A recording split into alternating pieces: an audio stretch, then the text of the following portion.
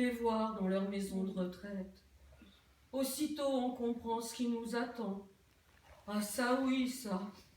Mon Dieu, à quoi bon? Mais si tout finit comme ça.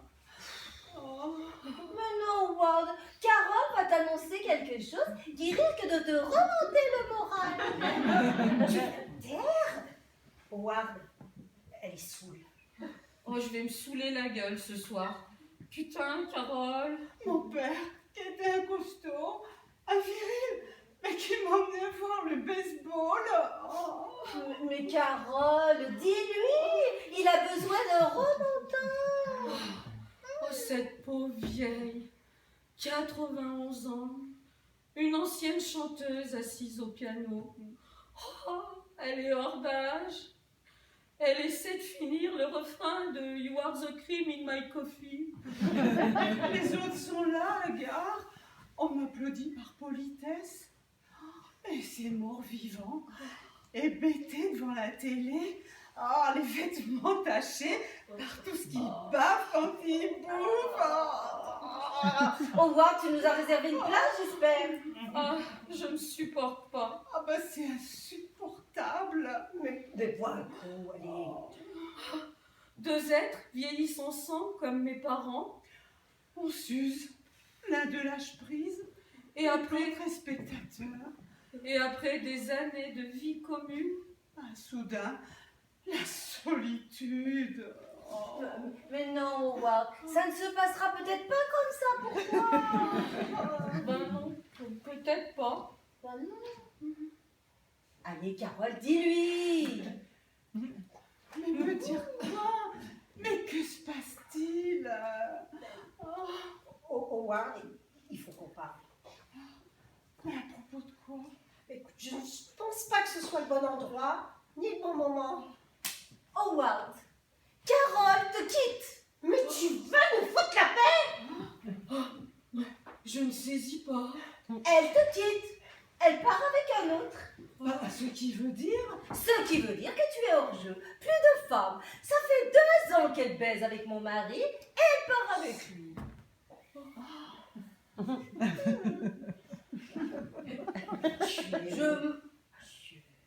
Mais est-ce que je mens? Howard, ferme la bouche. C'est vrai, Carole? Mais Sam et moi, on est tombés amoureux, mais on n'a aucune intention de blesser qui que ce soit. Ah bah ça c'est sûr. C'est sûr que non, ça. Mais bon Dieu, mais tu n'exploses pas?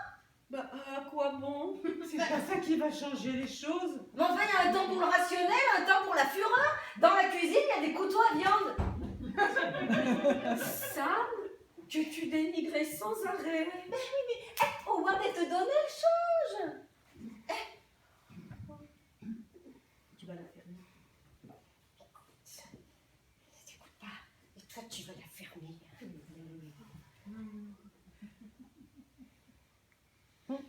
Elle a toujours été jalouse de toi, Phyllis. Et elle s'est bien vengée. Mais Sam était mon ami.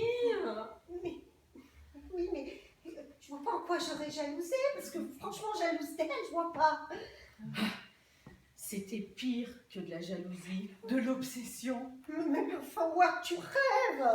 Je suis écrivain, Carole. Je sais reconnaître une obsession. Mais un écrivain raté, Howard. Parce que, franchement, vu les personnages que tu crées, tu devrais même pas être écrivain. Tu devrais travailler dans le carton-pâte. Et je dis que tu étais obsédée par tout ce qui avait trait à Phyllis. Mais toi, tu fais chier, ça. Allez, arrêtez de vous chamailler, oh là là. Enfin, Carole, tu l'as qualifiée d'artiste. Et puis tu voulais retourner à la fac pour être psychiatre. Ah, mais- voilà donc la vérité qui sort. Adoration de l'idole. Mais arrête de boire, Howard, parce que tu es pire que moi. Moi, je tiens à l'alcool. C'est toi qui ne sais pas te tenir. Elle s'habillait comme toi, tu te souviens, hein? Et puis tu voulais te couper les cheveux. Hein? Oh, mais ça devient carrément malsain, là, vraiment. Mais la psychiatrie m'a toujours fascinée. À la fac, déjà, je l'avais prise en option. Non, histoire. Je croyais que c'était les beaux-arts. Mais histoire de l'art, c'était ma dominante. Elle aime à dire qu'elle ne sait pas trouver. A-t-elle jeté un œil dans la fosse aux reptiles? Mais tu m'impressionnais beaucoup à une époque. Et elle parlait de faire psy. Ah ben, heureusement que l'exercice de la profession est réglementé. Hein. Elle allait combiner ça avec son yoga. Une psychothérapie liée aux religions orientales. Oh, une thérapie basée sur le bouddhisme, l'approche globale et le rêve éveillé. Et comment allais-tu soigner tes patients, Carole? En les trempant dans le Gange? Vas-y, mais vas-y, fiche-toi de moi. Ben oui.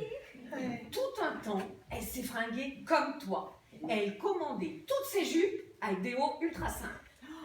Plus d'une fois, t'as refusé une tenue sous prétexte que Félix Riggs n'aurait jamais porté ce genre de choses. Mais il a fabule. Mais enfin, Howard, ce n'est pas de ma faute si ton père est mourant. Carole a toujours eu un problème identitaire. Elle ne sait pas qui elle est. Ah bah ou plutôt si, elle le sait. Mais elle veut à tout prix être quelqu'un d'autre. Et il ne faut pas lui en vouloir. Allez, Howard, dans ce cas, je pense qu'il est grand temps de retourner à tes électrochocs. Les sauts d'humeur de Howard s'aggravent, mais il n'a pas envie que ça se sache. Inutile de changer de sujet. Voilà ce que je dois endurer depuis des années. Complètement cyclotimique. Mais récemment, il a voulu adhérer aux suicides anonymes. Mais il s'est fait rejeter.